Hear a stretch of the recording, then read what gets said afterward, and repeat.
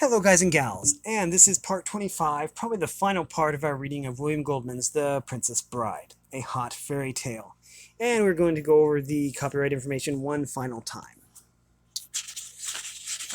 It clearly says, copyright 1973 by William Goldman, all rights reserved, published in the United States by Ballantine Books, a division of Random House Incorporated, New York, and simultaneously in Canada by Ballantine Books of Canada, Limited, Toronto, Canada. Library of Congress, catalog number, the ISBN. This edition is published in arrangement with Harcourt Brace Jonovic, manufactured in the United States. That gives the printings, and the cover art is by Norman Green. Now, in the last part, Wesley found Humperdinck's bedchamber and is going to save Buttercup, apparently. Inigo got fatally wounded, a dagger to the gut, and he's bleeding out pretty badly, but he managed to beat Count Rugen. Physique is lost somewhere in the castle, and we're going to see we're going to go from there. This should be the final part. We only have a few pages left. I'm going to tell you something once, and then whether you die or not is strictly up to you, Wesley said, lying pleasantly on the bed across the room. The prince held the sword high. What I'm going to tell you is this. Drop your sword, and if you do, then I will leave with this baggage here. He glanced at Buttercup. And you will be tied up, but not fatally, and will soon be free to go about your business. And if you choose to fight, well then, we will not both leave alive.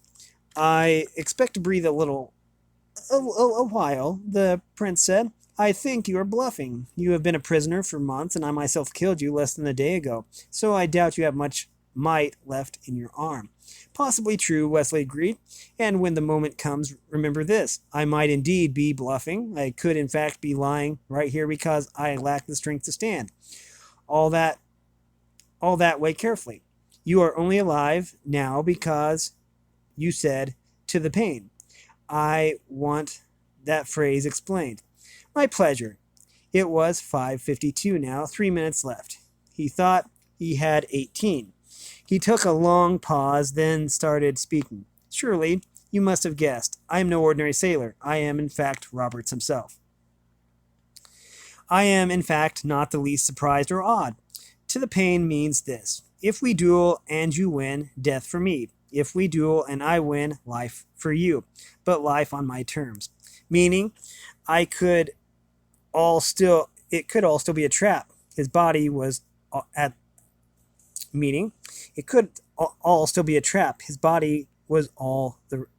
the ready. There are those who credit you with skill as a hunter, though I find that doubtful. The prince smiled. The fellow was baiting him. Why? And if you hunt well, then surely when you tracked your lady, you must have begun at the cliffs of insanity. A duel was fought there, and if you noted the movements and the strides, you would know that those were masters battling. They were. Remember this. I won that fight and am a pirate. We have our special tricks with swords. It was 5:53. I am not unfamiliar with steel. The first thing you lose will be your feet, Wesley said. The left, then the right. Below the ankle. You will have stumps available to use within 6 months. Then your hands at the wrists. They heal somewhat quicker. 5 months is a fair average. And now, Wesley was beginning to be aware of strange changes in his body and began talking faster and louder. Next, your nose. No smell of dawn for you. Followed by your tongue, deeply cut away, not even a stump left, and your left eye. And then my right eye, and then my ears. And shall we get on with this? The prince said. It was 5:54. Wrong. Wesley's voice rang across the room. Your ears to keep so that every shriek of every child at seeing your hideousness will be yours to cherish. Every babe that weeps in fear at your approach, every woman who cries, Dear God, what is that thing? Will reverberate forever with your perfect ears. That is what to the pain means. It means that I leave you to live in anguish and humiliation, in freakish misery until you can stand it no more. So there you have it. pig. There, you know. You miserable vomitous mass. And I say this now. And live or die, it's up to you. Drop your sword. The sword clashed to the floor. It was 5:55. Wesley's eyes rolled in up into his head, and his body crumpled and half pitched from the bed and the princess saw that and went to the floor, grabbing for his sword, starting to bring it high, when Wesley cried out, "Now you will suffer to the pain." His eyes were open again, open and blazing. "I'm sorry. I meant nothing. I didn't look." And the prince dropped his sword a second time. "Tie him," Wesley said to Buttercup. "Be quick about it. Use the curtain sashes. They look enough to hold him." "You do it so much better," Buttercup replied. "I'll get the sashes, but I really think you should do the actual tying." "Woman," Wesley roared, "you are the property of the dread pirate Roberts, and you do what you're told." Buttercup gathered the sashes and did what she could with tying up her husband. Humperdinck lay flat while she did it. He seemed strangely happy. "I wasn't afraid of you," he said to Wesley. "I dropped my sword because it will be so much more pleasant for me to hunt you down." "You think so, do you? I doubt you'll find us. I'll conquer Gilder, and then I'll come for you. The corner you least expect. When you round it, you will find me waiting. I am the king of the sea. I await you with pleasure," he called out to Buttercup. "Is he tied yet?" "Sort of." There was movement at the doorway, and then Inigo was there. Buttercup cried out at the blood. Inigo ignored her, looking around. "Where's Physique?" "Isn't he with you?" Wesley said. Inigo leaned for a moment against the nearest wall, gathering strength. Then he said, "Help him up," to Buttercup. "Wesley?" Buttercup replied. "Why does he need me to help him?" "Because he has no strength now." "Do what you're told," Inigo said, and then suddenly on the floor, the prince began struggling mightily with the sashes, and he was tied. And tied well. But power and anger were both on his side. "You were bluffing. I was right the first time," Humperdinck said, and Inigo said, "Oh, that was not a clever thing of me to let slip. I'm sorry." And Wesley said, "Did you at least win your battle?" And Inigo said, "I did," said Wesley. "Oh, I did," said Wesley. Oh, and Wesley said, "Let us try to find some place to defend ourselves. At least perhaps we can go to gather." And Buttercup said, "I'll help you up, poor darling." And Physique said, "Oh, Inigo, I need you. Please, Inigo. I'm lost and miserable and frightened, and I just need to see a friendly face." They moved slowly to the window. Wandering lost and forlorn through the prince's garden was Physique, leading the four great whites.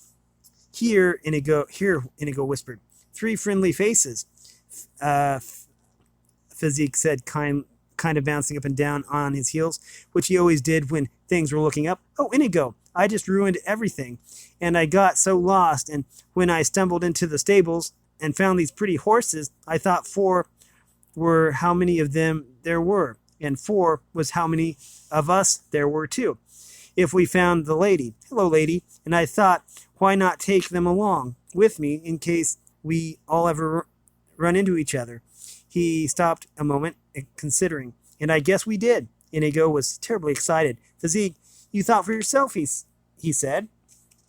Physique considered that a moment too. "Does that mean that you're not mad at me for getting lost?"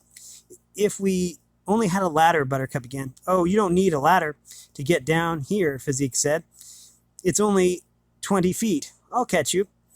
Only do it one at a time, please. There's not enough light, so if you all come at once, I might miss." So while Humperdinck struggled, they jumped one at a time, and Physique caught them gently and put them on the whites. And he still had the key, so he could get out the front gate.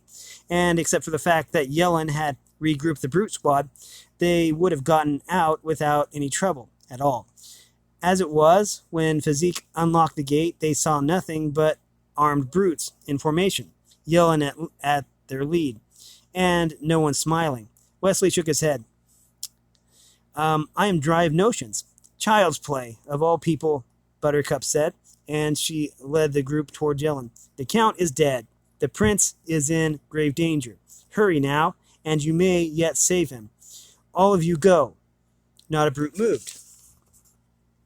They obey me, Jan said, and I am in charge of enforcing and I, Buttercup, said I, she repeated, standing up in the saddle, a creature of infinite beauty and eyes that were starting to grow frightening. I, she said for the third time and last time, am the queen. There was no doubting her sincerity or power or capability for vengeance. She stared imperiously across the brute squad. Save Humperdinck, one brute said, and with that they all dashed into the castle. Save Humperdinck, Yellen said. The last one left, but clearly his heart wasn't in it.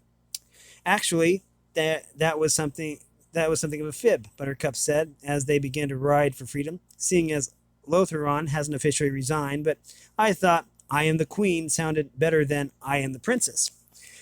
All I can say is I'm impressed, Wesley told her. Buttercup shrugged. I've been going to royalty school 3 years now. Something had to rub off. She looked at Wesley. You all right? I was worried about you back on the bed there. Your eyes rolled up into your head and everything. I suppose I was dying again, so I asked the Lord of permanent affection for the strength to live the day. Clearly, the answer came in the affirmative. I didn't know there was such a fellow, Buttercup said. Neither did I, in truth. But if he didn't exist, I didn't much want to either. The 4 great horses seemed almost to fly towards Florin Channel. It appears to me as if we're doomed, then, Buttercup said. Wesley looked at her. Doomed, madam? To be together until one of us dies? I've done that already, and haven't the slightest intention of ever doing it again, Wesley said. Buttercup looked at him. Don't we sort of have to sometime? Not if we promise to outlive each other, and I make that promise now. Buttercup looked at him.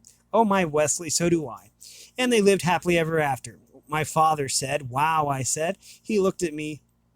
You're not pleased? No, it's just, it came so quickly. The ending, it surprised me. I thought there'd be a little more, is all. I mean, was the pirate ship waiting, or was that just a rumor like it said? Complained to Mr. Morgenstern, and they lived happily ever after, is how it ends. The truth was, my father was fibbing.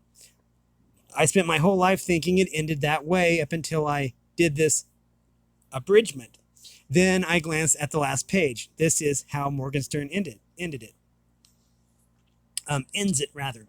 Buttercup looked at him. Oh, my Wesley, so do I. From behind them, suddenly, closer than they imagined, they could hear the roar of Humperdinck. Stop them! Cut them off! They were admittedly startled, but there was no reason to worry. They were on the fastest horses in the kingdom, and the lead was already theirs. However, this was before Inigo's wound reopened, and Wesley relapsed again, and Physique took the wrong turn, and Buttercup's horse threw a shoe, and the night behind them was filled with the crescendoing sounds of pursuit. That's Morgenstern's ending, a lady or the tiger type effect. This was before the lady or the tiger, remember? Now, he was a satirist, so he left it that way. And my father was, I guess, I realized too late, a romantic, so he ended it another way. Well, I am an abridger, so I'm entitled to a few ideas of my own. Did they make it? Was the pirate ship there? Can you answer it for yourself? But for me, I say yes it was, and yes, they got away and got their strength back and had lots of adventures and more than their share of laughs. But that doesn't mean I think they had a happy ending either, because, in my opinion anyways, they squabbled a lot, and Buttercup lost her looks eventually, and one day Physique lost a fight, and some hotshot kid whipped Inigo with a sword, and Wesley was never able to really sleep around because of Humperdinck maybe being on the trail. Oh, sleep sound. Sorry. Wesley was never able to sleep sound because of Humperdinck maybe being on the trail. I'm not trying to make this a downer, understand? I mean, I really do think that love is the best thing in the world, except for cough drops. But I also have to say, for the umpteenth time, that life isn't fair. It's just fairer than death, that's all. New York City, February 1973. And that is all. Let's see. Oh, good. We have finished reading William Goldman's The Princess Bride, a hot fairy tale. If you like this content, make sure you like and subscribe, ring the bell so you know when I upload. Also, if you want to support me in any way, or if you want to join the Discord server, all the information will be in the description below. And as always, thanks for watching, everyone, and have a great day.